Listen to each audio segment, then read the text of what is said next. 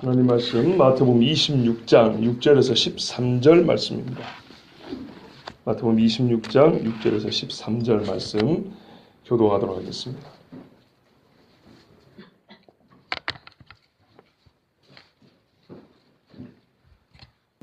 교독하겠습니다. 예수께서 베다니 나병 환자 시몬의 집에 계실 때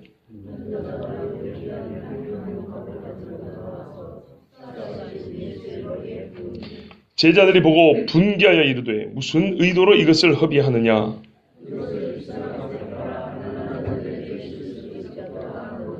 예수께서 하시고 그들에게 이르시되 너희가 어찌하여 이 여자를 괴롭게 하느냐. 그가 내게 좋은 일을 하였느니라.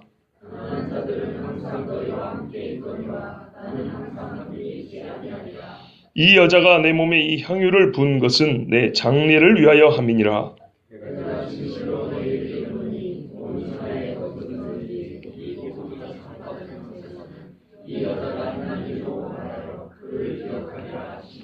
아멘. 기도하겠습니다. 하나님 아버지, 늘 하나님을 사랑하는 여인이었지만 때에 맞게 우리 주님 앞에 정말 가장 좋은 일을 행하였다고 주님 칭찬하셨습니다. 우리 말씀 우리가 다시 한번 보고 들으면서 이 시대를 살아가는 그리스도로서 가장 이 시대 우리에게 요구하시는 주의 뜻이, 주께서 들려주신 그 뜻이 우리의 삶으로 다시 고백되어질 수 있는 복된 시간 되게 하여 주시옵소서. 주의 말씀을 이 종의 입술에 담아주시고 또한 주의 모든 자녀들의 마음에 담아주시옵소서. 성령이 주장하심을 믿사오며 예수 그리스도의 이름으로 기도합니다. 아멘. 우리 말씀에는 번역이 안 되어 있는 말이 있는데요. 이제 헬라어로 투데가 그리고 이런 말입니다. 어떤 번역에 보면 이제 이렇게 되어 있습니다. 여러분 6절에 없죠 그런 말. 그냥 예수께서 베다니 이렇게 시작하죠. 네, 다른 번역에는 이제 예수께서 베다니에 이렇게 됩니다. 이제가 뭐냐? 그게 앞의 사건하고 바로 연결된다는 것인지 아니면 앞 사건과 별개로 또 다른 그리고 이런 일도 있었다. 이렇게 얘기하는 건지 이게 좀 의문입니다. 왜 제가 이 우리 번역에 빠졌지만은 다른 번역에 나온 이 작은 한 단어를 가지고 지금 먼저 시작하자면요. 사실 중요하기 때문입니다. 왜냐하면 뒤에 가면 여러분 뭔가 문제를 느끼게 돼 있어요. 문제를. 그래서 미리 이유를 말씀드린 겁니다. 사실 오늘 우리가 읽은 이 향유 부은 여인 이 사건은 제 기억으로는 아마 제가 우리 교회 와서 얼마 되지 않아서 설교했던 것 같고요. 그리고 다른 말씀 전할 때도 간간히 이 말씀을 인용했던 걸로 생각합니다. 예를 들면 향유가 옥합이라는 것이 꼭 우리 재산 팔아가지고 교회에다가 막 성물하고 그런 걸 말하느냐. 헌금하라고 할 때 이 본문을 읽고 하는데 이게 맞는 거냐라고 하면서 몇 번 언급했던 기억나시죠? 전혀 틀린 건 아니지만 핵심을 벗어난 겁니다. 예, 그러면서 제가 이 말씀 별로 아니고 몇 번 그렇게 말씀을 전했기 때문에 사실 중심 주제는 여러분이 이제 거의 다 아실 거라고 생각합니다. 그러나 오늘은 또 순서에 따라 마태복음 강해를 하는 시간이니까 차근차근 보도록 하겠습니다. 자,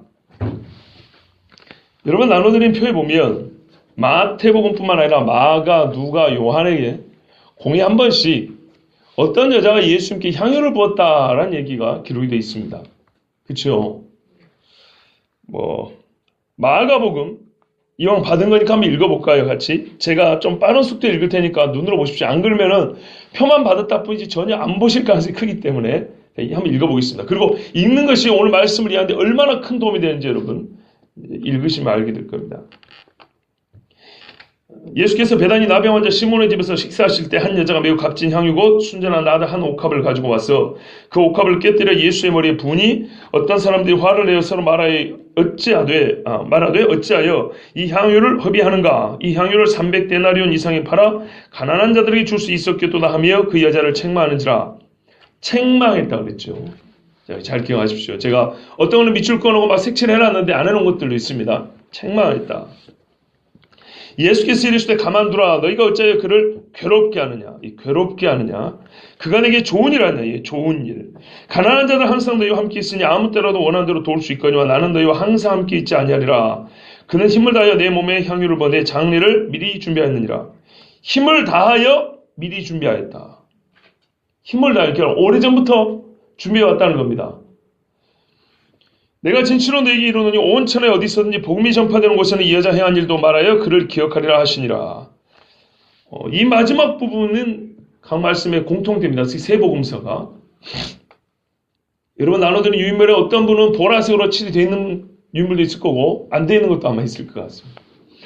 자, 그 다음에 누가복음 보세요. 이건 길지만 한 바리새인이 예수께 자기와 함께 잡수시기를 청하니 이게 바리새인이네요. 아까 마가복음에는 누구죠? 나병 환자 시몬이죠. 예수께 자기와 함께 잡수기를 청하니 이에 바리새인의 집에 들어가 앉으셨을 때 그 동네에 죄를 지은 한 여자. 자, 마태복음이나 마가복음은 그냥 한 여자인데 여기는 죄를 지은 한 여자 이렇게 되어 있습니다. 예수께서 바리새인의 집에 앉아 계심을 알고, 그러니까 초대받은 건 아니네요. 그렇죠? 어떻게 알고 왔죠? 향유 담은 옥합을 가져와서 예수의 뒤로 그 발 곁에 서서 울며 눈물로 그 발을 적시고 자기 머리털로 닦고 그 발에 입 맞추고 향유를 부으니 매우 구체적입니다. 예수를 처한 바리새인이 그것을 보고 마음에 이르되 이 사람이 만일 선지자라면 자기를 만지는 이 여자가 누구며 어떠한 자고 죄인인 줄 알았으리라. 죄인이라는 걸 매우 강조하죠. 그렇죠? 그것도 모르면 선지자도 아닐까라고 예수님을 의심하죠. 예수께서 대답하여 이르시되 시몬아 내가 내게 이를 말이 있다 하시니 여기 시몬이 누굴까요? 그렇죠. 바리새인입니다. 베드로 아닙니다. 어떻게 하냐고요? 예, 나옵니다. 그가 이르되 선생님 말씀하소서. 이르시되 빚 주는 사람에게 빚진 자 둘이 있어 하나는 500데나리온을 졌고 하나는 50데나리온을 졌는데 갚을 것이 없으므로 둘 다 탕감하여 주었으니 둘 중에 누가 그를 더 사랑하겠느냐? 시몬이 대답하여 이르되 내 생애는 많이 탕감을 받은 자니이다. 이르시되 내 판단이 옳다 하시고 그 여자를 돌아보시며 시몬에 이르시되, 이게 예수님 한번 그 여자를 본 다음에 다시 시몬을 보시죠. 뭐라냐면 이 여자를 보느냐? 내가 네 집에 너희 집에 그랬죠. 그러니까 이 시몬은 베드로가 아니죠. 왜? 바리새인이라고 그랬잖아요. 그렇죠? 바리새인인 시몬이에요. 근데 아까 베다니에서 말했죠. 나병 환자라고 그랬죠. 이 사람은 바리새파로서 나병 환자인 시몬이죠. 근데 지금도 나병 환자일까요? 아닙니다. 왜? 지금도 나병 환자면 여기 살 수가 없어요. 이렇게. 예수뿐만 아니라 많은 사람이 모여서 같이 밥을 먹을 수가 없습니다. 이게 나은 거죠. 그러니까 기분 좋아서 예수님 초대한 거 아니겠습니까? 들어올 때 너는 내게 발 씻을 물도 주지 아니하였으되 이 여자는 눈물로 내 발을 적시고 그 머리털로 닦았으며 너는 내게 입 맞추지 아니하였으되 그는 내가 들어올 때로부터 내 발에 입 맞추기를 그치지 아니하였으며 너는 내 머리에 감람류도 붙지 아니하였으되 그는 향유를 내 발에 부었느니라. 이러므로 내가 내게 말하노니 그의 많은 죄가 사해졌도다. 이는 그의 사랑함이 많음이라. 사함을 받은 일이 적은 자는 적게 살아하느니라. 이에 여자에게 이르시되 내 죄 사함을 받았느니라 하시니, 이 부분도 제가 예전에 한번 말씀드렸습니다. 죄 사함이 사랑인가? 사랑이 먼저인가 죄사함이 먼저인가? 근데 예수님도 거꾸로 말해요. 죄사함, 사랑, 죄사함 왔다 갔다 합니다. 소위 순환적인 구조이기 때문입니다. 그리고 마지막에는 사랑 하셨고 마지막에는 네 믿음이 너를 구했다는 겁니다. 그래서 믿음, 소망, 사랑 항상 함께 있다 그랬죠. 예. 자, 이러므로 내가 내게 말하노니 그의 많은 죄가 사해졌도다. 이는 그의 사람이 많음이라. 사함을 받은 일이 적은 자는 적게 살아하느니라. 이에 여자에게 이르시되 내 죄의 사함을 받았느니라 하시니 함께 앉아있는 자들이 속으로 말하되 이가 누구이기에 죄도 사는가 하더라. 예수께서 여자에게 이르시되 내 믿음이 너를 구원하였으니 평안히 가라 하시니라. 아멘. 뭔가 우리가 지금 읽은 마태, 마가하고 좀 느낌이 다르죠. 요한복음입니다. 6월절 엿새 전에, 여기는 날짜가 나와 있네요. 6월절 엿새 전에 예수께서 베다니에 이르시니 이곳은 예수께서 죽은 자 가운데서 살리신 나사로가 있는 곳이라. 옛날에 나사로 살려줬고요. 거기서 예수를 하여 잔치할세. 이게 그냥 밥이 아니고 무슨 밥이라고요? 잔치한 밥이네. 예전에 말씀드린 적 있죠. 마르다는 일을 하고 나사로는 예수와 함께 앉은 자 중에 있더라. 마리아는 지극히 비싼 향이고 순전한 나다 한 그릇을 가져다가 예수의 발에 붓고 자기 머리털로 그의 발을 닦으니, 이 집 식구들 다 와 있네요. 그러면 이 집 이 베다니에 있는 이 집하고 나사로 집안하고 상당히 관계가 괜찮죠. 나사로 자기 집이든지 아니면 다른 사람 집이지만 어떻게 해요? 친분이 있어야 되겠죠. 그렇죠? 자, 여기서 누가 향유를 보여요? 마리아가. 초대받은 자예요? 초대 안 받은 자예요? 초대받은 걸로 볼 수 있죠. 왜? 이 집 식구들 다 와 있잖아요. 그렇죠? 아까 누가 보면 다르죠? 불청객이 아닙니다. 향유 냄새가 마리아는 지극히 비싼 향유고 순전한 나다 한 그릇을 가져다 예수의 발에 붓고 자기 머리털로 그의 발을 닦으니 향유 냄새가 집에 가득하더라. 제자 중 하나로서 예수를 잡아줄 가룟 유다가 말하되 이 향유를 어찌하여 300데나리온에 팔아 가난한 자들에게 주지 아니하였느냐. 아까 300데나리온 나왔는데 어디죠? 마가복음이죠. 마가복음하고 요한복음. 이게 그러면 같은 사건이네요. 그렇죠? 근데 거기는 뭐랬어요? 어떤 사람들이 화를 냈다고 했죠. 여기는 가룟 유다죠. 그렇죠? 이게 모순일까요? 아니면 같은 사건인데 이렇게 기록을 따로 했을까요? 자, 이거 이제 좀 이따 한번 생각해 봅시다. 왜냐하면 여러분 오늘 제가 이렇게 구체적으로 보는 이유가 있어요. 지금 강의 시간이니까 한 번쯤 구체적으로 봐야 돼요. 그리고 이 사건들이 서로 안 맞다고 해가지고 성경은 거짓말이라고 말하는 사람들이 있어요. 그래서 그 입을 막기 위해서 정말 우리가 일생에 한 번쯤은 따져봐야 돼요. 가난한 자들이 주지 아니하였느냐 하니 이렇게 말하면 가난한 자들 생각함이 아니요 그는 도둑이라 동괴를 맞고 거기 넣는 것을 훔쳐가미러라. 예수께서 이르시되 그를 가만두어 나의 뭐하라고요? 장례할 날을 위하여. 같은 사건 맞네요. 그렇죠? 같은 사건이죠. 그것을 간직하게 하라. 가난한 자들 항상 너희와 함께 있거니와 나는 항상 있지 아니하리라 하시니라. 자, 마태복음 우리가 처음 읽었고 지금 마태, 마가, 누가, 요한에 예수님께 향유 부은 사건을 다 모아가지고 이렇게 한번 읽어봤습니다.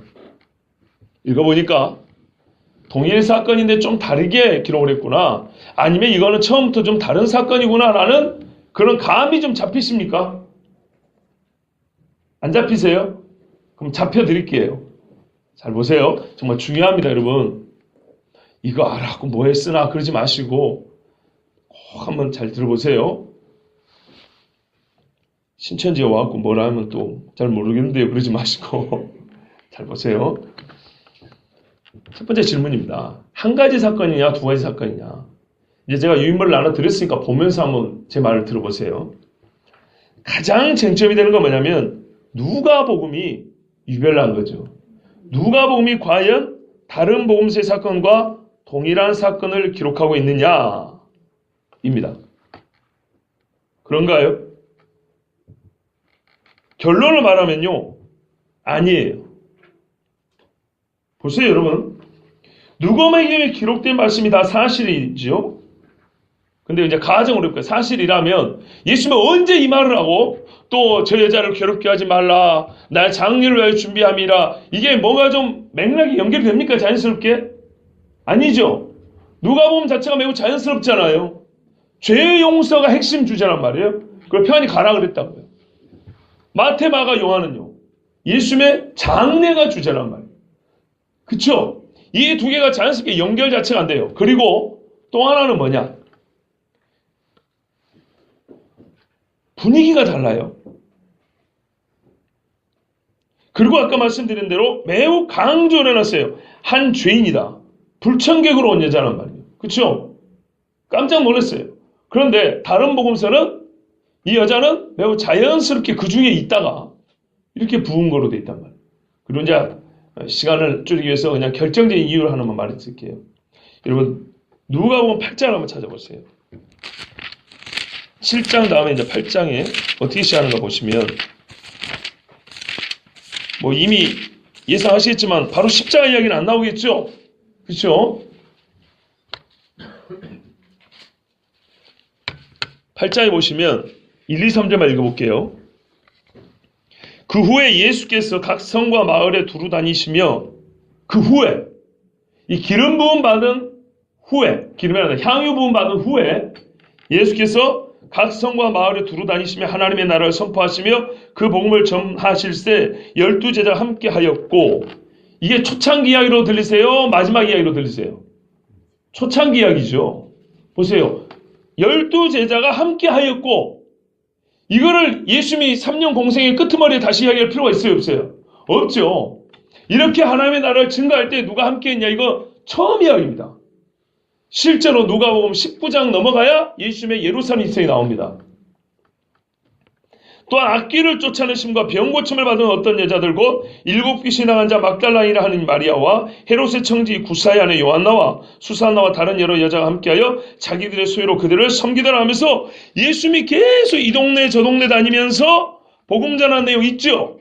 그리고 중간에는 가족들이 와가지고 네가 미쳤구나 하면서 막 누가 내 형제냐면 이야기 있죠. 이거 우리 마태복음에서 옛날에 본 거죠. 옛날에. 근데 뭐라고요? 순서가 그 후에 이렇게 돼 있잖아요. 그러면 누가복음 이야기는 언제 기록된 거예요? 언제 있었던 사건인가요? 예수님의 사역에 적어도 가운데로 나누면 전반기라고 볼 수 있는 거예요. 근데 왜 우리가 고민합니까? 향유 부은 것이 공통제이니까 그래요. 그러나 여러분, 우리 출애굽기와 민수기의 반석 이야기도 그래서 헷갈리잖아요. 반석을 명하라, 반석을 쳐라. 하나님이 가는 데마다 물이 나오고 딱 한 군데만 물이 안 나와가지고 반석에게 명하라 그랬을까요? 간 데마다 물이 없어요. 어쩌다가 있고. 간 데마다 물이 없기 때문에 어떻게 해요? 간 데마다 명하든지 쳐든지 해서 물을 내야 되는 겁니다. 그래서 고린도에서 말하면 반석이 죄를 따라다녔다 이렇게 표현까지 했어요. 그러면서 실제로 그 반석에서 물이 나올 때는 그 반석은 예수 그리스도라 이렇게 그 영적 의미까지 얘기를 했다고요. 따라다녔다 이렇게 돼 있어요. 뭐 돌 막 굴러다녔다는 얘기가 아니고 가는 데마다 이들이 반석에서 물을 내서 마셨다 이런 뜻입니다. 근데 그걸 우리가 볼 때는 예수님이 생수의 강이 넘쳐난다 그랬죠. 그것과 같이 그게 바로 그 가는 데마다 하나님이 가라 하는 데는 가는 데마다 물샘이 없는데도 반석을 명하든지 때리든지 하고 물이 나왔지 않습니까? 그것처럼 예수를 믿고 사는 사람은 어떤 상황이 처해도 어떠냐고요? 물이 나온다는 얘기입니다. 예수 이름에서 물이 나온다는 얘기입니다.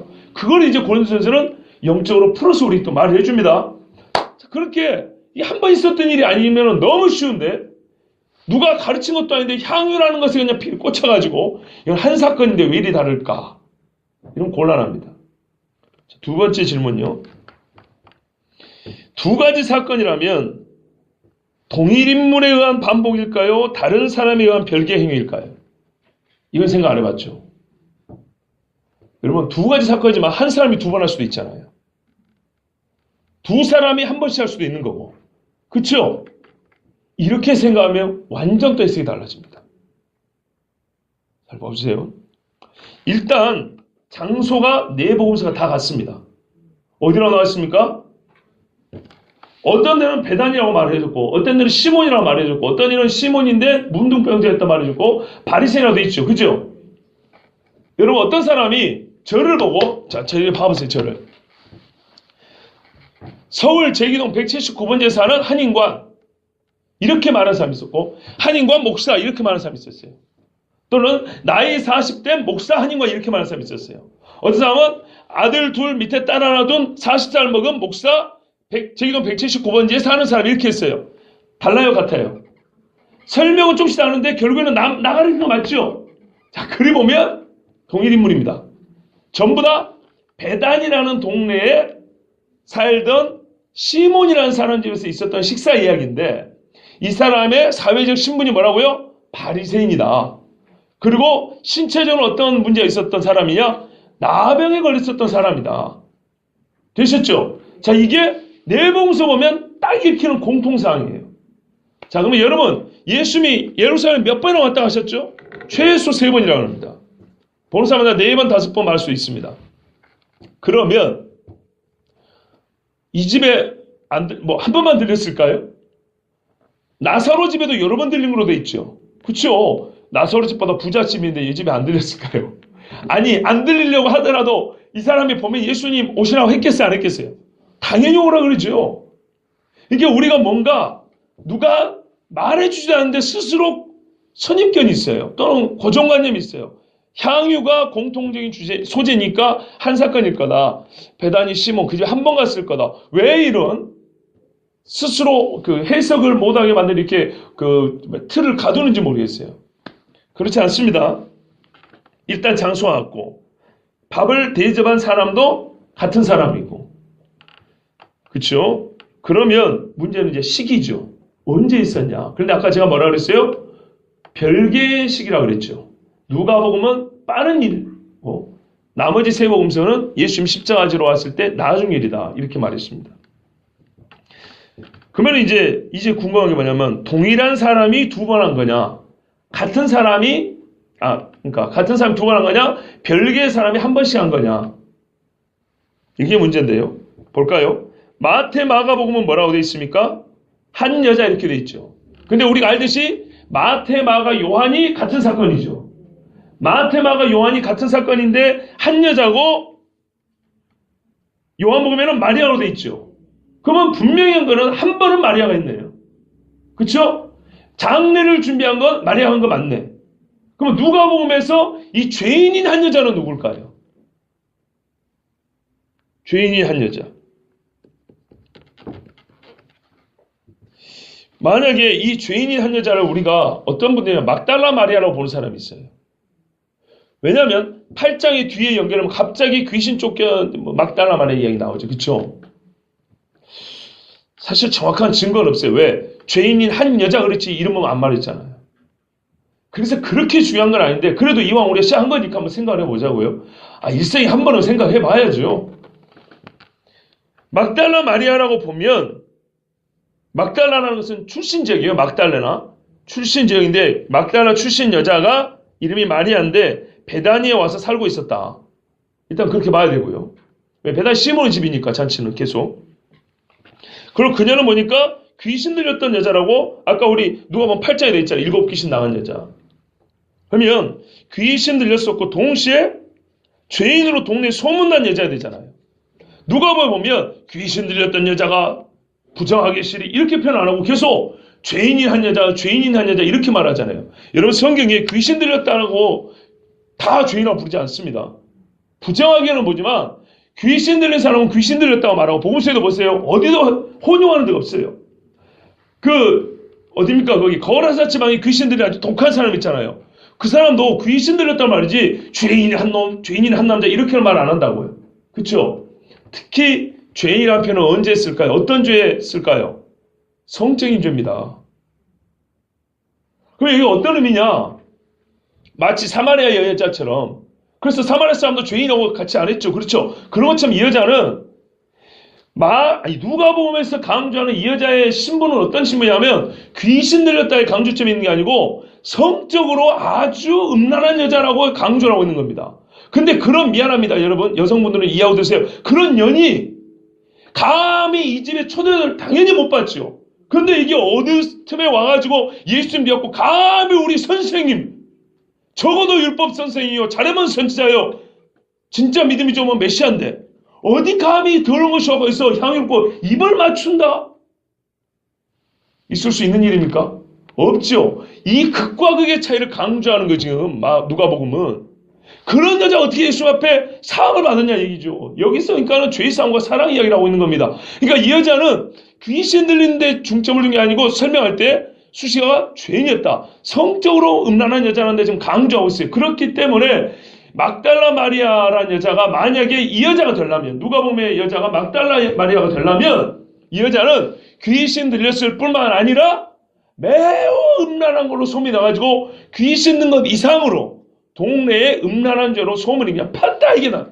귀신 든 것보다 더 유명한 그런 죄인이어야 되는 겁니다. 그럼 어떠세요 여러분? 가능성이 좀 떨어지지 않습니까? 그쵸? 차라리 이야기 쉽게 귀신 들린 어떤 여자가 이러면 될 건데. 자, 그래서 제가 보기에는 불가능한 건 아니지만 그렇게 조건이 다 맞아 떨어지기가 쉽지 않다고 봅니다. 왜냐하면 다시 말씀드리면 명백한 수식어는 뭐냐면 죄인이라고 하기에 죄인. 여기에 초점이 있거든요. 부정하다고 할 수 있지만 귀신 들렸다고 다 죄인이라고 말하는 건 어렵다 이 말입니다. 자, 그럼 두 번째로 누구일까? 다른 복음서에 마리아잖아. 그죠? 그러면 여기도 마리아일 수 있지 않냐? 그렇잖아요. 왜? 여기는 어차피 또 마리아의 동네잖아요. 베다니 그 동네잖아요. 자, 그러면 보세요. 마리아가 두 번 부은 게 되죠. 그렇죠?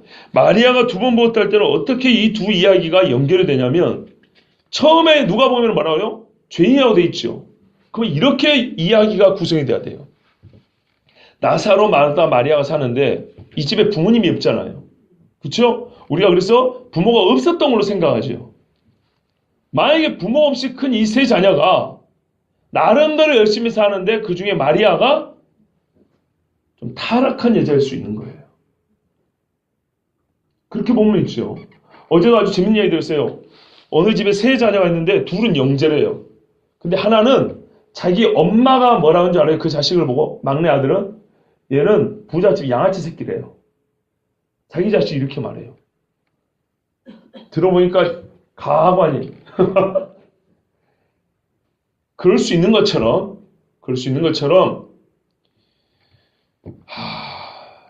셋 중에 하나 유별날 수 있잖아요. 그렇게 보면 이 마리아로 보면 이 마리아가 좀 음란한 여자였던 거죠. 그래서 처음에 베다니 이 시몬의 집에서 예수님이 오가면서 병든 자도 고치고 말씀을 전할 때 가까이는 못 갔으나 예수님 말씀을 들은 거죠. 너무 은혜를 받은 거죠. 그런데 어떻게 해요? 이 마음을 표현하고 싶은데 동네 사람들에게는 여전히 부자한 여자였죠. 이건 비근한 얘가 사마리아 여인을 생각하면 쉬워요. 그래서 어떻게 해요? 정말 이 자기의 마음, 이 감사한 마음, 이 주님 앞에 예물을 드리고 싶은 이 마음을 가지고 어떻게 몰래 가지고 붓고 씻고 발에 입 맞췄단 말이지. 이 의미가 얼마나 큰 의미인지는 좀 이따 말씀드리고요. 하여튼 요래 가지고 이제 막 사람들이 속에 막 부글부글 했을 거 아닙니까? 저 결혼연을 뭐 어쩌고 이렇게 했을, 누가 보기 그랬잖아요. 예수님이 그래서 이 여자를 어떻게 해요? 공적으로 자유를 선포했어요. 죄사함을 선포했어요. 자, 그 뒤로는 어떻게 됐을까요? 만약에 마리아라 하면 전혀 거리낌이 없겠죠. 그리고 같은 동네니까. 그리고 또 한번 뭐요? 나사로도 죽었는데 살려줬잖아요. 그럼 뭐 한 번씩 큰 경험을 한 양집이 서로 오가면서 같이 밥 먹고 예수님 오시면 같이 식사 준비하고 하는데 어려움이 있을까 없을까요? 없지요. 자, 그러니까 예수님의 말씀을 듣고, 그러니까 그 집안에 문제였던 마리아가 예수님의 말씀을 듣고 그분을 믿음으로 죄사함을 받은 후에 그 딸과 집이 자유하게 되고 그 후에 예수님의 제자들이 즐겨서 나사로 집에도 자주 가셨잖아요. 그러면 당연히 시몬이 보기에도 예수님이 자주 가시니까 더 이상 정죄할 이유가 없잖아요. 서로 간에 이렇게 친분을 쌓고 마지막에 마리아는 시몬의 집에서 잔치할 때 예수님이 이제는 죽으러 가신 줄 알고 그동안에 준비했던 향유를 예수님 앞에 가서 부었다. 다시 의미보다는 지금 이야기 구성을 한번 해보는 겁니다. 마리아가 두 번 했다면 이렇게 이해할 수 있다 이 말입니다.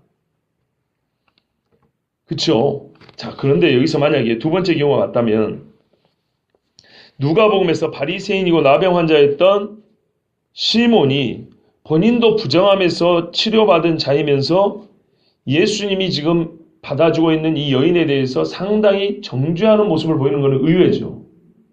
그렇죠? 이게 바로 치료는 받았을지라도 예수님을 제대로 알지 못한 사람의 영적인 어둠을 또 보여주기도 합니다. 이해되시죠? 예. 자, 어쨌든 누가복음의 사건이 나머지 세 복음서 사건과 별개라면 굳이 이 여자가 누구냐는 그렇게 중요하지 않을 수 있어요. 별개니까 누군들 어떻게 합니까? 그런데 만약에 제가 이렇게 추론하는 이유가 뭐냐면 마리아가 아닌 다른 여자라면 진짜 큰 문제가 안 돼요. 그런데 마리아가 두 번 한 거라면 하나는 크게 우리에게 문제가 생기기도 하고 또 하나는 큰 은혜를 주기도 합니다. 그걸 한번 생각해 볼게요. 우리 마태복음에 보면 시간표가 어떻게 됩니까? 26장 2절을 뭐라고 보시면 이틀이 지나면 6월절이라고 그랬죠. 그렇죠? 이틀이 지나면 6월절이죠. 자, 그럼 향유는 언제 부어야 정상이죠? 우리가 그냥 얼른 이해할 때는 그날 밤 정도죠. 이틀 전. 근데 아까 이 동일 사건이라고 하는데 요한복음에는 6월절 엿새 전 이렇게 돼 있어요. 마가복음도 6월절 이틀 전에 예수님이 예루살렘에 가시고 이틀 후면 내가 잡힌다. 뭐 이런 이야기 한 다음에 향유 부은 사건이 나온단 말이에요. 그러면 만약에 이 여자가 요한복음 같이 마리아라고 하면 여러분 생각을 해보세요. 이게 이틀 전에 있었던 일인가요? 엿새 전에 있었던 일인가요? 엿새 전에요? 그러면 이틀 이거는 뭐 어떻게 해석해야 됩니까? 보세요. 만약에 꼼꼼한 안 믿는 사람이 이렇게 질문하면 대답 못 한다니까요. 그러면 어찌 됐냐 아십니까? 우리는 소설 읽고 있는 거예요, 지금. 그렇죠? 그래서 제가 아까 설교 초두에 중요하다 한 게 하나 있었어요. 그건 뭐라고요? 이제라는 말이 있었다 그랬죠. 그러면서 뭐라고 했어요? 이게 시간적으로 뒤이은 사건을 얘기하는 건지 별개의 사건을 얘기하는 건지 별개의 사건을 얘기할 수도 있다 그랬어요. 왜냐하면 그게 그냥 그리고 이런 뜻이거든요. 그리고. 그러니까 그리고니까 그 후회가 아니에요. 무슨 말인지 아시겠죠? 그러니까 저를 보세요, 여러분. 2절에 너희가 아는 바와 같이 이틀이 지나면 6월절이라고 그랬단 말이죠. 그리고 6절을 보면 예수께서 배단이니까 우리는 자연스럽게 이게 이틀 남았을 때 이래고 생각하는데 그 전에 있었던 이야기를 여기다 집어넣을 수도 있다 이 말입니다. 그렇죠. 그거를 짐작하게 하는 게 뭐냐면 우리 번역에는 안 나왔는데 다른 번역은 이제 이렇게 번역을 하고 있다고요. 그리고 이렇게 말한다고요. 이 그리고가 시간적으로 뒤따라온다는 의미가 아니라 그 말이에요. 별개로 하나 또 얘기해주고 넘어갈 게 있는데 이런 말이라고요. 그리고 아까 사복음서를 쭉 보니까 뭐라고요? 요한복음에는 이 향유본 사건이 마리아에서 6월절 엿새 전으로 돼 있죠. 그럼 어떻게 해요? 이거는 예루살렘 입성할 때 이야기거든요. 입성할 때 항상 사람들이 기분 엄청 좋았죠. 그러니까 잔치했죠. 아시겠죠? 그러면 이걸 어떻게 이해해야 되냐? 오늘 마태복음을 잘 보세요. 마태복음을 본문의 구성이 이렇게 된 겁니다. 우리 지난주에 들었던 말씀 기억나시죠? 뭐라고 그랬습니까? 1절부터 5절의 핵심, 왜 예수님의 십자가 고난을 이 이야기로 시작하냐? 대제사장을 비롯한 예수님의 대적들은 6월절에 예수님 죽이자 그랬어요? 안 죽이자 그랬어요? 죽이지 말자 그랬죠. 그러나 그들의 뜻대로 됐습니까? 안 됐습니까? 안 됐죠. 생각지도 못한 누구 때문에? 가룟 유다 때문에. 그리고 가룟 유다는 굳이 예수님을 자기가 이때 죽이려고 작정한 건 아니었어요. 그런데 마귀가 들어가가지고 이 타이밍에 예수님을 팔 생각을 갖게 돼가지고, 그죠? 예수님은 결국에는 하나님의 뜻대로 6월절 어린 양으로 돌아가시게 됐죠. 그래서 주제가 뭐라고요? 하나님의 주권. 사람의 계획이 어찌됐든 간에 그 계획을 전혀 인간의 계획과는, 인간의 뭐랄까요? 그 기대하고는 다르게 바꾸셔서 완전한 하나님의 주권으로 예수님이 십자가에 못 박게 달린 것이다.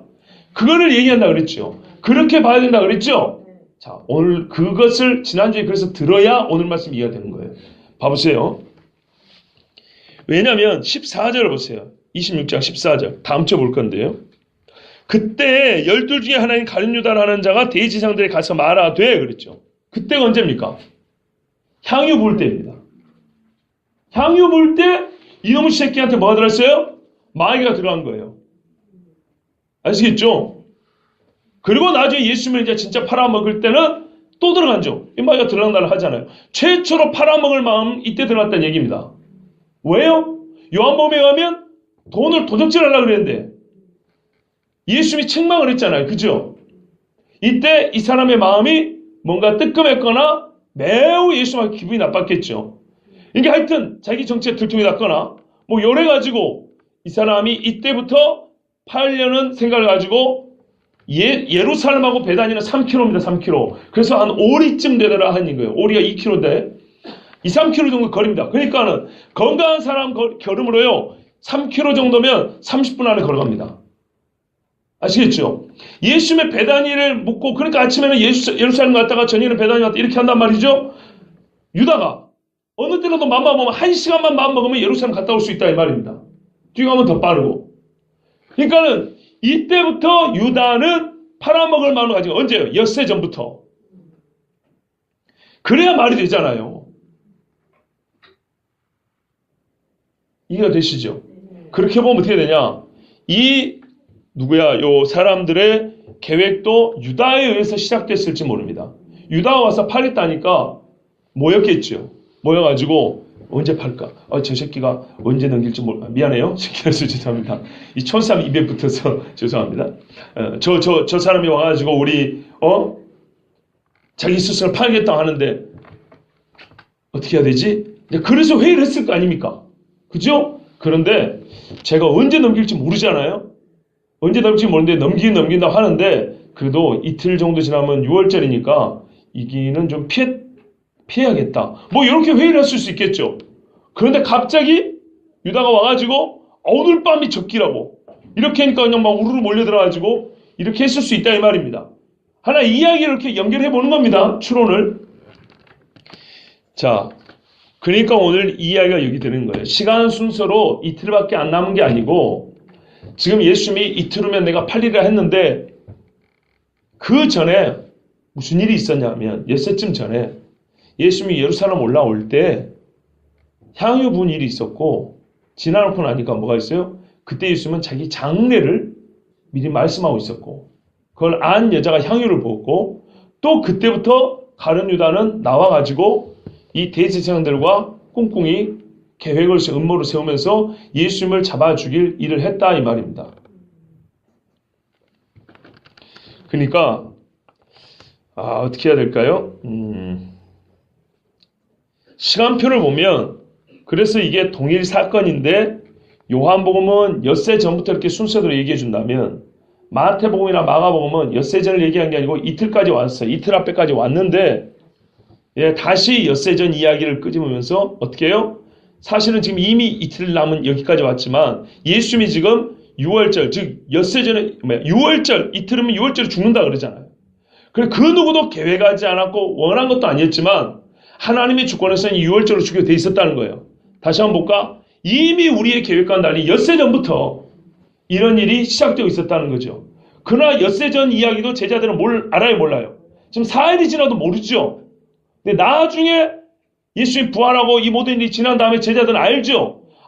우리는 그것도 모르고 이틀 남은 데까지 쭉 와버렸는데 하나님의 주권 안에서 우리가 모르는 곳에서 일은 이렇게 시작되어 있었구나. 사실 그때 일이 이미 하나님이 그 주권 안에서 이렇게 진행되고 있었던 것이구나. 이걸 알게 되는 거죠. 자, 이제 여기까지 정리하고 본문을 좀 보겠습니다. 매우 귀한 향유를 담은 한 옥합을 깨뜨렸습니다. 보통 이거 가지고 헌금 강조하는데 헌금하는 거 저 불만 없어요. 그러나 주제는 그거 아니라고 몇 번 말씀드렸으니까 넘어갑니다. 식사하시는 예수의 머리에 부으니 여러분 이게 정말 중요합니다. 옛날에 왕으로 임명받을 때는 기름을 머리에 붓습니다. 그렇죠? 기름을 머리에 부어요. 사울도 그렇고 다윗도 그렇고 뭐 예후 장군 같은 사람도 그렇고 다 기름을 머리에 붓습니다. 그래서 본 사건에서 이 여자가 예수님의 머리에 기름을 부은 게 아니고 뭘 부었다고요? 향유를 부었죠. 향유를 부었죠. 자, 그러면 우리는 이렇게 볼 수 있습니다. 장례를 위하여 준비했다 그랬잖아요. 예수님이 장례를 미리 알 정도 되면 예수님이 누구라고 하는 거죠? 왕이라는 거, 왕. 우리의 왕이라는 거예요. 그러나 죄인인 내가 예수님 머리에 감히 기름 부으면서 왕으로 임명할 수 있어요? 없죠. 그러나 내가 그걸 이미 아는 자라면 여러분은 어떻게 표현하겠어요? 당신은 나의 왕입니다를 뭘로 표현하겠어요? 어떤 의미인지 아시겠죠? 그러니까 장례라는 데서 착안해서 이렇게 해석할 수 있는 겁니다. 그냥 예수님의 죽음만 말하는 게 아니고 죽음이 뭔지 알고 했다는 겁니다. 그래서 미리 준비한 거고요. 마리아는 평상시에도 말씀을 그 밑에서 잘 들었다 하지 않습니까? 하나님은 예수님을 기름 부어 왕으로 세웁니다. 성령의 기름 부어 비둘기가 내리고 그렇죠. 그러나 사람인 우리는요. 감히 예수님께 기름 부을 수 있어요? 아니죠. 그러나 당신은 나의 왕이에요. 지금 죽으러 나를 위하여 죽으러는 왕이에요. 내가 그걸 알아요. 그러면 나는 이 표현할 수 없는 어떤 말로 표현하지 이 마음을 표현하면 어떻게 할까요? 그래서 향유를 머리에 부은 거예요. 그러니까는 자기만의 언어로 예수님이 죽으심으로써 우리의 왕 되신다는 것을 이렇게 표현한 것이 향유를 머리에 부은 것이다 이 말입니다. 시편 2편 12절에 그의 아들에게 입맞추라. 그렇지 않으면 진노하심으로 너희가 길에서 망하리니. 이렇게 돼 있어요. 그의 아들에게 입맞추라. 그러면은 여러분 누가복음에서 만약에 이 여자가 동일한 마리아라고 생각해 보세요. 그럼 이게 얼마나 은혜가 되는가? 정말 죄인이었어요.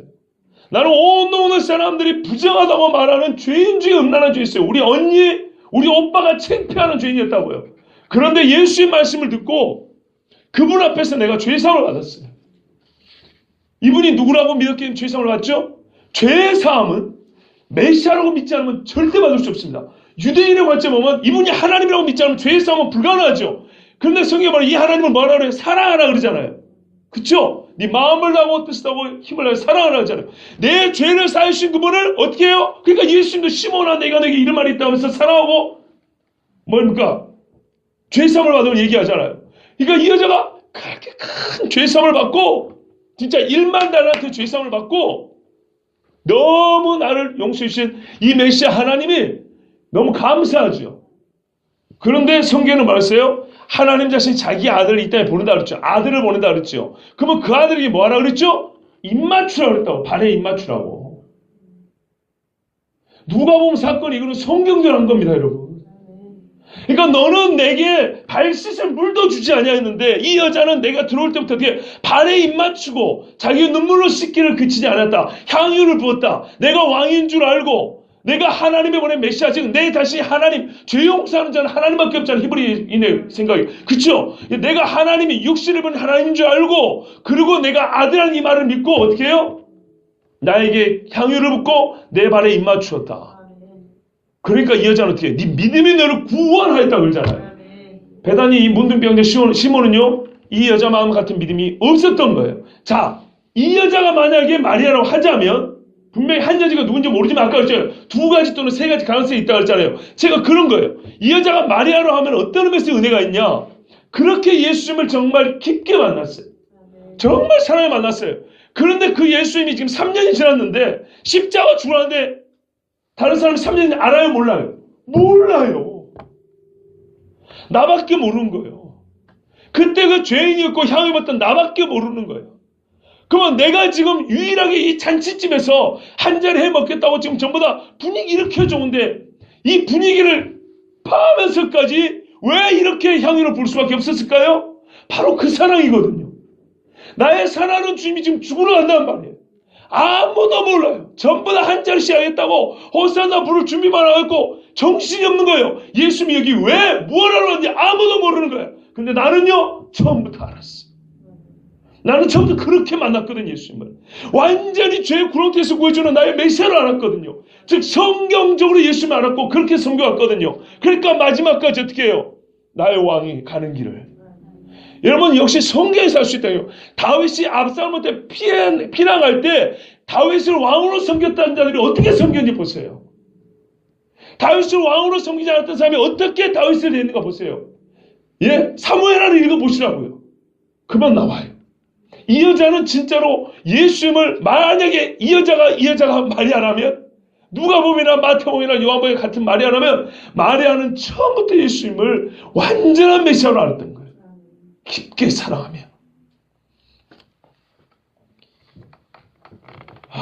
주여. 성경대로 한 거예요. 성경대로. 그런데 이 제자들이요. 어쨌답니까? 보고 분개하려. 이게 분개할 일인가요? 무슨 의도로 이것을 허비하느냐? 왜 이렇게 생각했을까요? 시기도 있었겠지만 사랑 없는 정의감이 있었을지 모릅니다. 사랑 없는 정의감. 가끔 안 믿는 사람들 중에 술자리에서 술 마시면서 꽤나 사회의 불의에 대해서 막 입바른 소리 하는 사람도 있어요. 그러나 정작 자기 희생 없어요. 이 나라를 사랑하지도 않아요. 울며 기도하지도 않아요. 그러면서 부조리 한 몇 가지를 읊어대는 데는 1등이에요. 같이 술 마시는 사람들끼리는 제가 상당히 인간이 괜찮은 사람, 뭐 바른 사람 생각하는데 말뿐이죠. 그런 식이죠. 꼭 착한 일 하면 그거 아껴다가 저 가난한 사람 좀 얼마나 빈껍데기입니까? 평상시에 구걸하는 사람 100원이라도 넣어주고 그런 소리 하면 이해를 해요. 여러분 가난한 자를 돕는다는데 누가 명시로 반대하겠습니까? 그러나 여기서 유의할 게 있어요. 나쁜 감정을 가지고 있는 사람들, 이 사람들은. 나쁜 감정을 특별한 덮개 아래 감출 수 있다는 거. 17세기 매튜엘이라는 목사가 이렇게 말했어요. 이 사람들 보면서 나쁜 감정을 특별한 덮개 아래 감춘다는 것은 새삼스러운 일이 못 된다. 또한 사람들이 경건의 일들을 자선이라는 미명하에 덮어두는 것도 새삼스러운 일이 못 된다. 이거는 경건한 일인데 자선을 해야 된다고 그 밑에 덮어버린다는 거예요. 이것을 비싼 값에 팔아. 유다가 300데나리온이라고 그랬죠. 어마어마하게 비싸죠. 이거 팔아가지고 가난한 자에 줄 수 있었겠도다. 여러분 요한복음의 원미에 이렇게 시작돼요. 아까 모순이 아니에요. 유다가 먼저 말을 시작했어요. 그 소리를 듣고 옆에 있던 사람들도 이게 얼마나 가치한지 몰랐거든요. 근데 유다가 300대나 하니까 눈이 휘둥겼고 그러게 이거를 말이야 이렇게 이제 달라붙어서 한 몫을 냈다 이런 말입니다. 불평의 전염이요 시기와 도적질을 하고 싶은 그 마음 이게 전염돼 나간 거예요. 예수님이 아시고 그들에게 이르시되 예수님이 뭐예요? 아시고 여러분 같이 밥 먹는 자리인데 이게 안 들렸다는 얘기입니까? 당연히 들리죠. 근데 뭔가 이게 뭐죠? 듣지 않고도 아셨다는 뉘앙스 같은 느낌이 아니에요? 그쵸? 뭐 그렇잖아요. 예수께서 그들의 마음을 아시고 너희가 어찌하여 수군대느냐 뭐 이렇게 하잖아요. 근데 여러분 같이 밥 먹는 자리고 여자가 예수님 바로 옆에 있거든요. 앞이나 옆이나 그 제자들로 바로 따다닥 붙어있는데 뭐 여기 특별히 뭐 예수께서 아시고 이게 무슨 뭐 특별하다고 당연히 들리는 소리를 그쵸? 여기서 그러면 이렇게 생각이 되는 거예요. 아시고는 말소리를 들은 걸 얘기하는 게 아니고 뭐요? 그렇죠. 속을 알았다 이런 말이에요. 이들이 이렇게 말하는 속이 뭔지 예수님이 알았다는 이런 말이에요. 제자들의 말은 여자를 훈계하는 논조를 넘어섰고요. 죄 지은 사람을 몰아세운 것 같았던 거예요. 그래서 제가 아까 말한 책망하는지라. 예수님은 왜 네가 괴롭게 하냐? 책망이 뭐예요? 교훈과 책망과 바른과 의로 교육하고 그죠? 잘못된 걸 바로잡는 거거든요. 그러니까 이 식사 자리에서 뭐라고요? 이 여자가 잘못됐다고 막 정죄하는 거예요, 사람들이. 그러니까 예수님이 괴롭게 하지 마라. 이렇게 얘기한 겁니다. 왜요? 나쁜 일을 한 것처럼 너희는 말하는데 예수님의 대답을 잘 보세요. 10절 후반 보세요. 너희가 어째 이 여자를 괴롭게 하냐? 그는 내게 뭔 일을 했다고요? 좋은 일을 하였느니라. 이 말투에서 할 수 있는 거예요. 너희는 꼭 이 여자가 나쁜 짓 하고 있는 것처럼 말하는구나. 이런 말이죠. 나쁜 짓. 그러니까 죄 지은 것처럼 말하는구나. 아니다. 좋은 일. 상 받은 일 했다. 이 말이에요. 그것도 누구에게 좋은 일 했어요? 내게. 예수님 내게. 마태복음 25장에 너희가 지극히 작은 자를 한 것이 누구에게? 내게 한 것이라는데 이 여자는 직접 내게 예수님께 한 거예요. 제자들이 이 두 가지를 다 놓친 거예요. 왜요? 전혀 딴 생각을 하고 있었기 때문이죠. 가룟 유다처럼 돈 생각을 한 거예요. 막상 자기 것이 되지도 않는데 사람들은 돈을 보면 희한한 상상을 하죠. 지금도 눈 감고 1억이 생겼다 생각해보세요 하면 별의별 상상이 다 되죠. 그런 것처럼 유다의 말을 듣고 나니까 이 부정들한 마음들은 어떻게 해요? 저게 있었으면 지금 되는 것도 아니에요. 그런데도 막 이제 상상의 날을 펴면서 괜히 어떻게 해요? 성질이 나는 거예요. 그러게 말이야. 막 얼마나 못돼 먹은 마음인가 보세요. 우리가 읽은 대로 아까 요한복음 12장 6절에 이렇게 말하면 보세요. 성경 그대로. 성경에서 이렇게 말한 이유가 뭐냐? 가난한 자들 생각함이 아니요. 아니라고요. 예수님이 뭐라 그래요? 이걸 아시고. 그는 도둑이나 동괴를 받고 거기 넣는 것을 훔쳐가매라. 이 짓거리 할 걸 아시고. 근데 제자들은 어떻게 했다고요? 가룟 유다하고 무슨 텔레파시 통화하지만은 거의 유사한 그런 마음이었다는 걸 예수님이 아시고. 이 가룟 유다의 도적의 마음이 스며들었던 것입니다. 그래서 예수님은 사랑하는 제자들에게 두 가지 말씀을 가르치셨어요. 첫 번째는 그들의 잘못된 마음을 일단 고쳐줘야겠죠. 두 번째는 이 여인이 얼마나 어떤 좋은 일을 했는지에 대해서 깨닫게 해줘야 되겠죠. 그렇죠? 그 첫 번째 가르침이 11절이에요. 가난한 자들은 항상 너희와 함께 있거니와. 제가 예전에 이 본문 설교할 때는 아주 비난조로 했어요. 가난한 자를 생각한다 했느냐면서 아주 제가 이 제자들을 비난했는데 오늘은 뭐 그렇게까지 흥분 안 하고요. 보십시오 여러분. 예수님이 가난한 자를 돕자는 걸 부정한 게 아니에요. 뭐라 했습니까? 가난한 자는 항상 언제요? 항상 너희와 함께 있다고요. 항상 있다고요. 신명기 15장 11절에 땅에는 언제든지 가난한 자가 그치지 아니하겠으므로 내가 네게 명령하여 이르노니 너는 반드시 내 땅 안에 내 형제 중 곤란한 자와 궁핍한 자에게 내 손을 펼치니라. 도와줘라 그랬어요. 예수님 자신의 말씀이에요. 이건. 그게 지금도 그렇잖아요. 문제는 돕지 말라는 게 아니다. 예수님이 돈이 탐내는 게 아니고 그들은 항상 있다. 너희가 정말 돕고자 한다면 어떻게 해요? 언제라도 도울 수 있다. 사실 언제나 그 마음을 품고 있어야 된다. 근데 지금은 어떻게 해요? 왕이 떠나는 때라는 거예요. 그러니까 다윗이 압살롬에게 피난 갈 때도 평상시에 내가 고아원을 운영하는 사람이에요.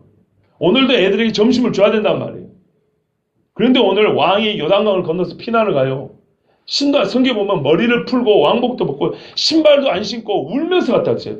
왕이 울면서. 여러분 옆에서 그거 보면 마음이 편해요? 내가 고아원을 운영하지만 애들한테도 이럴 수 있잖아요. 얘들아, 오늘 우리 왕이 피난 가는데 밥 한 끼 우리 금식하는 마음으로 갖고 그 좀 아껴하고 왕하고 왕 가시는 분들 좀 식사 대접 한 번 할까? 애들한테도 이런 말을 한 번쯤 할 수도 있죠. 뭐 어른들끼리는. 더더욱 생각할 수 있죠. 지금은 어느 때예요? 왕이 죽으러 가는 시간이라고요. 항상 주어질 수 없는 가치 있는 행위를 할 수 있는 유일한 때가 있어요. 좋은 일이지만 항상 할 수 있는 기회가 주어지는 경우가 있고 어떤 경우는 어떤 일은 항상 유일하게 주어지는 기회가 있다고요. 그 유일하게 주어지는 기회에 이 여인이 유일하게 왕을 섬긴 것이 항상 할 수 있는 일을 좀 오늘 미뤘다고 한들 그것이 그렇게 큰 잘못인가요? 그렇다고 여자가 미룬 것도 아니에요. 왜? 예수님을 초대하고 식사하는 자리에 지금 봉사를 같이 왔잖아요. 자기들이야말로 얻어먹는 처지면서. 유일하게 주어진 기회조차도 해야 할 일을 하지 않는 자는 늘 있는 선행의 기회도 그냥 보내버리는 사람들이에요. 꼭 염소 같은 사람들이에요. 이 한 가지 주의할 것은 예수님이 나는 항상 함께 있지 아니하리라 그랬죠. 예수님은 육은 가시고 영이 오셨죠. 성령이 오셨죠. 그러나 저 카톨릭은 어떻게 한다고요? 미사할 때 성체라고 그러죠. 그 떡. 그것을 예수님의 여기 현존하는 육체라고 말합니다. 그래서 그 육체를 또 먹고 또 먹고 또 죽이고 또 죽이고 십자가에서 또 받고 또 받고 하는 겁니다. 그래서 미사를 말 때서 말 그대로 제사입니다. 제사 지낸다. 예수님을 또 죽이는 거예요. 그래서 그 떡이 땅에 떨어지면 오 우리 주님 이러면서 주워 올리는 겁니다. 얼마나 잘못된 신앙인지 아시죠? 예수 말하래요. 나는 내 육은 너희 함께 있지 않냐. 즉 기름 너희가 부어줄 수 있는 향유를 부어줄 수 있는 육은 없다 이 말이에요. 앞으로. 두 번째 가르침입니다. 이 여자의 행위에 대해서 얼마나 가치 있는지 가르쳐줘야겠죠. 두 번째, 이 여자가 내 몸에 이 향유를 부은 것은 내 장래를 위하여 함이니라. 여인의 행위가 허비가 아닌 것이 증명이 되어 있습니다. 유대인들은요. 가족을 비롯해서 사랑하는 사람이 죽었을 때 그 몸에 향유를 붓는 습관이 있습니다. 관습이에요. 관습. 누구도 이를 허비라고 생각하잖아요. 내 아버지가 죽을 때 향유를 거기다 뿌리거나 모략을 같이 이렇게 묶어가지고 매장하는 걸 허비라고 생각 아무도 없어요. 여러분 요즘에 하다못해 장의사가 장사해 먹으려고도 금수잎이라고 난리인데 그렇죠? 효심이 지극한 아이들은 금수잎이고 그 유골함도 그냥 아주 비싼 것 같다. 누가 욕을 안 하죠. 그렇죠? 적어도 그런 거 욕 안 하죠. 그 말이거든요. 누가 이걸 허비라고 생각합니까? 자기 스승이 돌아가셨을 때 안다면 당연히 향유를 부어야 됩니다. 야들이 이렇게 말하는 건 몰라서 그런 겁니다. 근데 아는 사람이 향유를 가고 부는 게 허비입니까? 아니죠. 실제로 우리가 잘 아는데 누가복음 23장 55절 56절에 정말 숨어있던 제자 아리마대 사람 요셉하고 니고데모가 와서 예수님에게 향품을 넣고 장례치는 거 다 아시잖아요. 허비가 아니란 말이에요. 이 여자는 좀 빨랐을 뿐이에요. 왜요? 이 여자에게는 이 날 외에는 기회가 없어요. 여자가 예수님의 시신을 만질 수는 없단 말입니다. 죽은 예수를 만질 수는 없는 거예요. 갈릴리에서 예수와 함께 온 여자들이 뒤를 따라 그 무덤과 그의 시체를 어떻게 둔지를 보고 돌아가 향품과 향유를 준비하더라. 나중에 그 무덤에 갖다 놓으려고 준비했다 이 말이죠. 이거는 정상적인 이야기였어요. 일찍이 예수께 밤에 찾아왔던 니고데모도 몰약과 침향 섞인 것을 100리터쯤 가지고 온지라 이에 예수의 시체를 가져다가 유대인의 장례법대로, 법이 원래 그래요. 그 향품과 함께 세마포로 쌌더라. 이거는 시간적으로 좀 앞서서 했던 것 뿐이지 이게 무슨 허비냔 말이에요. 가족이도 친구이도 할 수 있는 거를. 그러니까 뭐가 문제예요? 영적인 시각이 문제였단 말이에요. 영적인 무지가 문제였던 거예요. 예수님이 죽을 건 미리 알고 먼저 향유를 준비한 이 여인이 얼마나 지혜로운가 보세요. 아비가일 같잖아요. 200m 앞에 가면 사는 거죠. 예? 그리고 마가복음에 보면 힘써서 준비했다 그랬어요. 그 말은 무슨 말인가? 이게 얼마나 비싼 겁니까? 아시다시피 나사로하고 마르다 집이 부잣집은 아닙니다. 그러니까 제가 중요한 거는 당대 여자들이 시집 가려면 뭐 향유를 모으고 제발 그런 것 좀 집어넣지 마세요. 본문에 나와 있지도 않은 거예요. 뭐라 본문에는 명시적으로 추론이 아니라 명시적으로 힘써서 내 장례를 준비했다 하잖아요. 처음부터 이거 왜 모았냐면 장례를 생각하고 모은 거라고요. 마리아가 시집 가려고 모은 걸 부준 거 아니고 시집 가려고 5년 모은 거를 이참에 예수님께 드린 게 아니고 처음부터 예수님의 장례를 생각하고 저분이 언젠가 죽는단 말이에요. 언제나 줄 걸 알고 힘써서 모았답니다. 힘써서. 유일한 목적이 장례를 생각하고. 제발 우리식의 사고방식을 집어넣지 마세요. 어설프게 뭐 당시 배경에 뭐 여자들을 이런 이야기 좀 하지 마세요. 제발. 그렇게 이해하게 되면 예수님이 하시고 싶은 진짜 메시지를 놓친다고요. 이 여자는 만약에 누가 보면 이 여자가 바로 이 여자 마리아를 하면은 그때 이후부터 예수님을 처음부터 알았잖아요. 누군지. 성경대로 알았잖아요. 뭐 그때부터 준비했다고 생각하면 그래서 은혜가 더 커진다 이 말입니다. 누군지 정확히 모르지만. 여러분 오늘 이 식사 분위기 어떻습니까? 말 그대로 잔치입니다. 요한복음의 12장 2절 첫 부분에 예수를 잔치할 때 아무도 예수님이 예루살렘 죽으러 올라온 걸 몰라요. 유일하게 예수님의 죽음을 알고 이 잔치 자리에 앉는 마리아의 심정이 어땠을까요? 여러분도 한번 생각을 해보세요. 우리 막 오늘 막 할례를 하는데 누구 한 사람은 처음부터 같이 울고 있는 거예요. 이해가 돼요?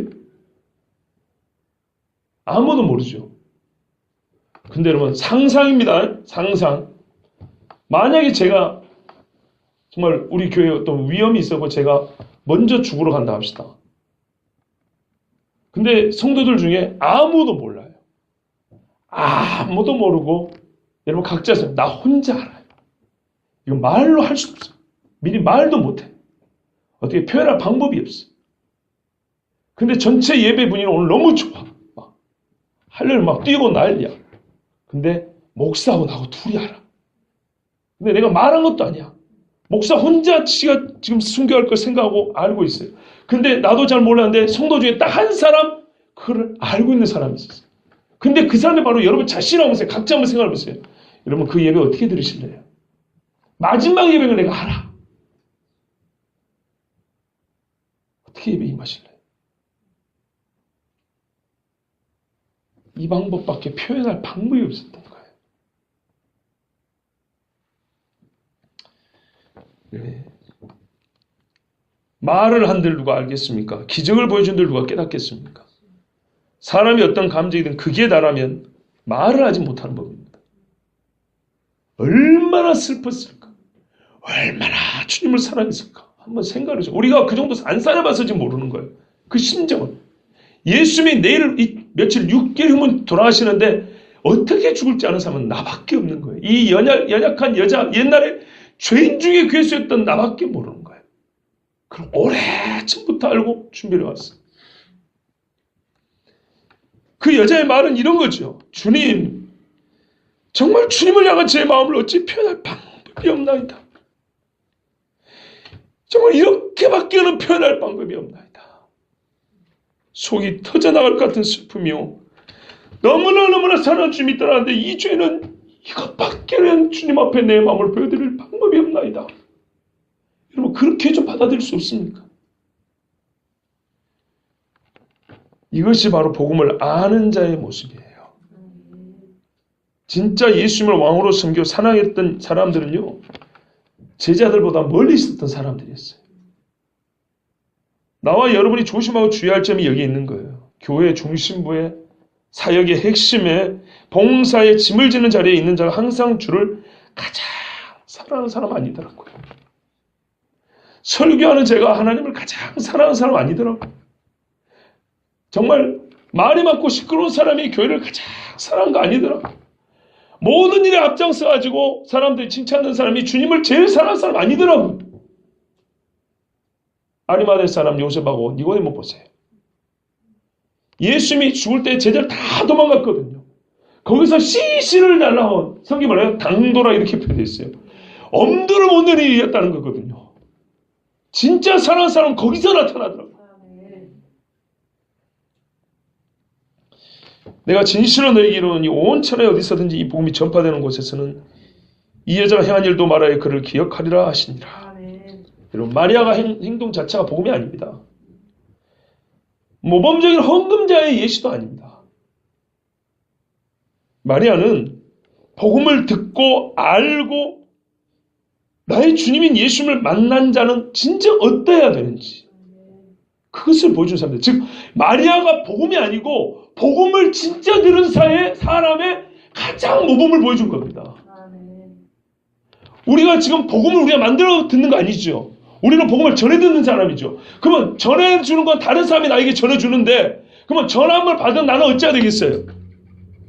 바로 그걸 가르쳐주는 겁니다. 그러니까 복음을 전한 다음에는 뭐라고요? 복음을 들은 사람은 이뤄야 된다. 네가 진짜 복음을 들었는지 가짜 복음을 들었는지 복음을 받아들였는지 튕겨냈는지 어떻게 확인하라고요? 마리아와 같은 마음이 있느냐? 마리아처럼 주님을 섬기느냐? 그것을 보면 네가 진짜 복음을 받은 사람이냐, 진짜 숨어있는 그리스도인이냐, 예수님을 사랑하는 사람이 아니냐를 알 수 있다 이 말입니다. 그래서 복음이 증거되는 곳에 이 여자를 함께 전하여 증가를 한 겁니다. 진짜 예수쟁이죠. 예수쟁이.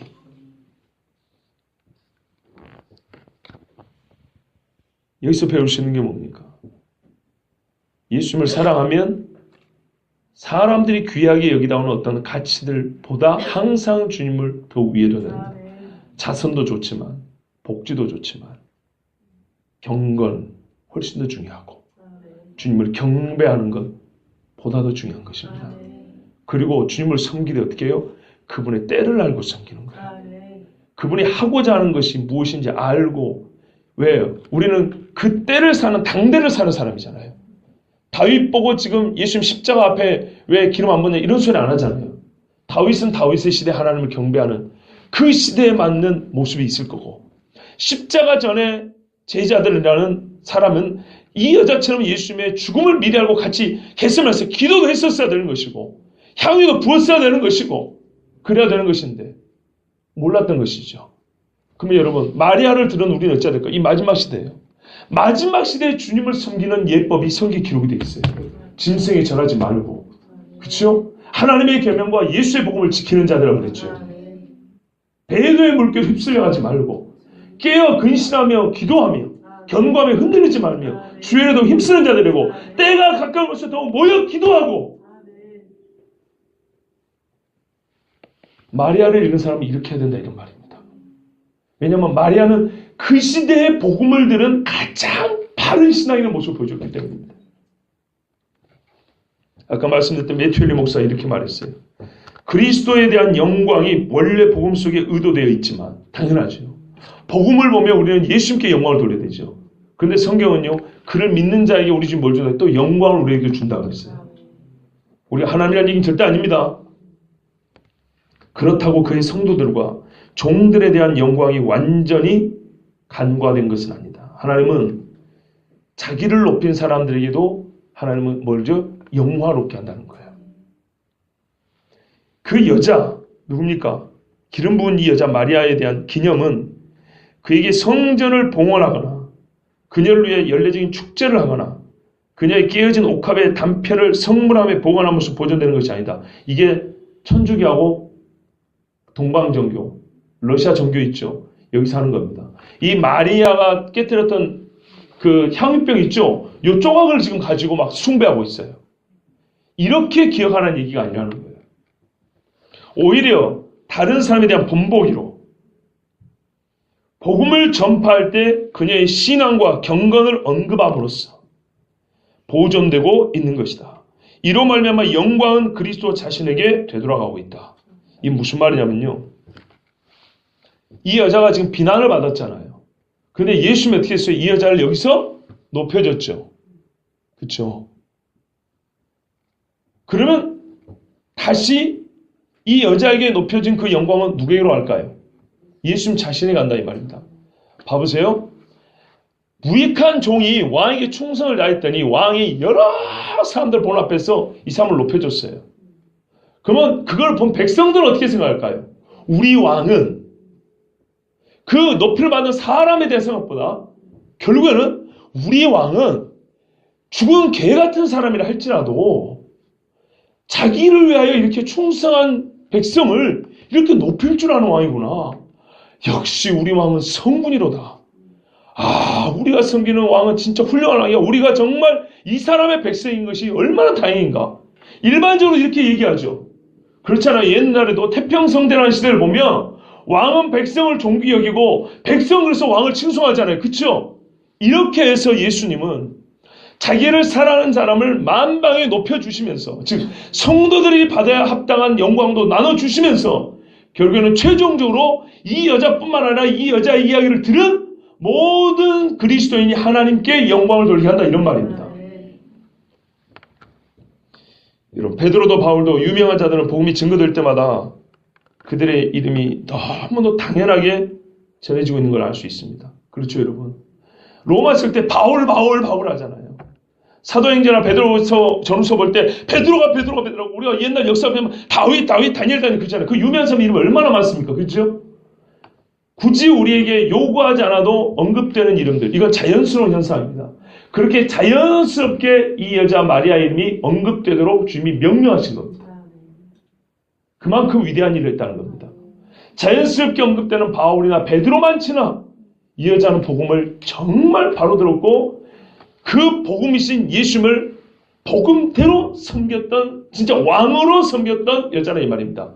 왜요? 우리가 알다시피 예수님이 최종적으로 죽을 때는 예수님의 삼중기 선지자요 제사장이지만 최종적으로 십자가에서는 어떻게 달렸어요? 왕이라고 죽었거든요. 이 기름 보면 왕의 의미거든요. 왕. 그걸 알고 장례를 준비했기 때문에 왕을 높인 이 딸을 하나님은 왕으로서 높여주셨다는 겁니다.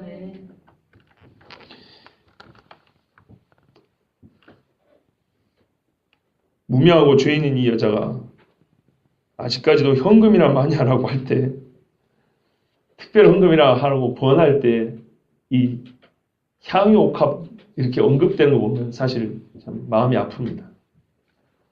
얼마나 우리 주님 마음을 우리가 잘 모르는가. 예수님 가까이 있다 하지만 제자들처럼 얼마나 모르는가요?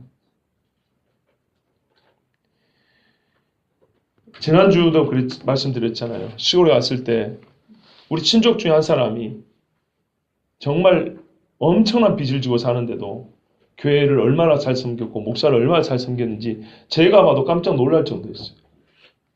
정말 잘했어요. 그런데요, 그 말이 어찌나 안타깝게 들리든지. 왜요? 겉보기 향유는 깼을지 모르지만 예수님의 죽음을 알지 못했던 제자들과 같은 마음은 꼭 그런 마음처럼 뭐가 이게 안 어울리는 거예요.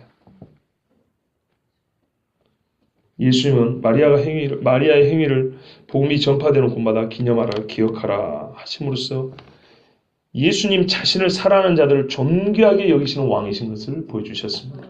역시 시편 말씀의 성취입니다. 시편 91편 14절에 하나님이 가라사대 저가 나를 사랑한즉 내가 저를 건지리라. 7장 말씀이에요. 누가 보면 7장. 그죠? 사랑함으로 죄사함을 받다 그랬죠? 동시에 이 사람은 어떻게 연결되냐? 한 문장으로 이렇게 돼 있어요.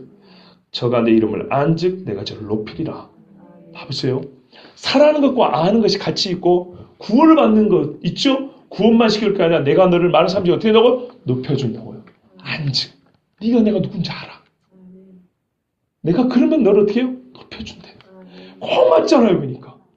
그래 제가 생각할 때는 이거 확정하지만 이건 막달라 마리아가 아니고 누가복음의 이 여자하고 죄인인 한 여자하고 뒤에 이 나사로의 동생 마리아가 동일인 인물일 가능성이 더 크다고 봅니다. 그렇게 연결하면 훨씬 더 은혜가 되고요. 물론 은혜를 만드는 은혜는 아니지만 또 시편 말씀과 연결을 볼 때도 이게 전체 성경적으로 이게 오히려 더 잘 뭐랄까요? 그러니까 하나님의 지혜 안에서 잘 짜여진 은혜 이야기가 아닌가, 은혜 사건이 아닌가 이렇게 생각이 됩니다. 우리가 가진 귀한 재물을 주께 바치는 것은 좋은 일입니다. 하지만 무엇보다 예수님이 누구이며 무슨 일을 하실지를 알고 그에 합당하게 믿음과 사랑을 바치는 것은 그중 가장 좋은 일입니다. 행여 다른 사람들이 나에게 나의 행위를 이해를 못하고 괴롭게 하고 정죄하고 분노케 할지라도 나의 주님은 알아주십니다. 나의 주님은 그 사람 중에서 건지시고 높여주십니다. 특별히 여러분 마지막 시대입니다. 마지막 시대를 외치는 자체만 가지고도 이단이라는 사람이 많고 주님 다시 오신 걸 외치는 것만 가지고도 이게 분명히 주님 뜻인데도 불구하고 그것만 가지고도 정죄하고 비웃고 조롱하는 사람들이 있습니다. 그들은 스스로 예수님을 잘한다고 생각할 것이고 예수님에 가까이 있는 사람 생각할 것입니다. 그러나 그것은 예수님을 모르는 것입니다. 마치 잔치하는 이 사람들은 진짜 그 누구도 이 다수는 예수님이 죽을 줄을 몰랐다는 겁니다. 그러므로 여러분 이 마지막 때에 이제 주님이 하실 일이 이 시대에 하실 일이 있을 거 아닙니까? 우리는 100년 전 사람이 아니고 100년 후 사람이 아니에요. 지금 살고 있거든요. 지금 살고 있는 우리는 과거에 하신 일을 믿고 미래에 있은 일을 믿음으로 기다리면서 성경이 그 시대를 살아가는 사람이 마땅히 해야 할 일을 가르쳐줍니다. 마리아가 이때 태어나서 예수를 믿었으니까 지금 이때 뭐 했다고요? 향유를 부었던 것입니다. 유일하게 한 번 있는 기회입니다. 주님이 다시 오실 날이 멀지 않았습니다. 주의 뜻이 어디에 있는지를 아시고 그 뜻을 기뻐하면서 행하는 저와 여러분 되길 바랍니다. 바로 그것을 위하여 오늘 이 말씀을 우리에게 주셨습니다. 같이 기도